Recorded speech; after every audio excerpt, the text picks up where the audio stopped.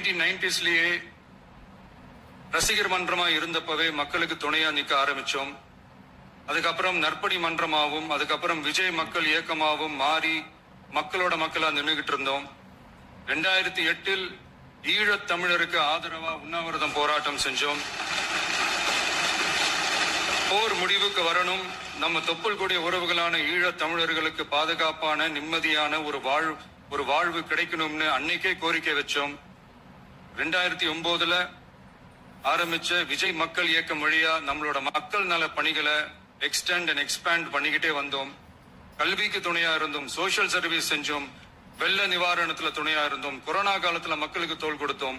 விலையில்லா விருந்தகம், குருதியகம், முட்டைப்பால் ரொட்டி திட்டம், விழியகம், பயிலகம், நூலகம், இப்படி பல வழியில மக்களுக்கு துணையா இருந்தோம்.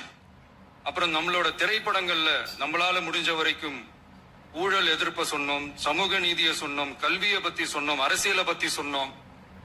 அரசியலை பத்தி பேசுனதுனால நம்ம படங்கள் சந்திச்ச இதுவரைக்கும் சந்திக்கிற பிரச்சனையை பத்தி எல்லாருக்குமே தெரிஞ்சதுதான்.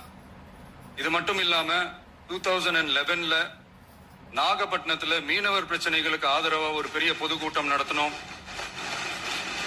மீனவர்கள் மீதான தாக்குதலை கண்டிச்சு பேசி அதுல நம்மளோட எதிர்ப்பை பதிவு செஞ்சோம். 2017 ஜல்லிக்கட்டு போராட்டத்துல தமிழர் பண்பாட்டு உரிமைக்கான நம்மளோட ஆதரவை தெரிவிச்சோம். 2018 ஸ்டெர்லைட் போராட்டம், துப்பாக்கி சூட்ல பாதிக்கப்பட்ட நம்ம சொந்தங்களை நேர்ல சந்திச்சு ஆறுதல் சொன்னோம்.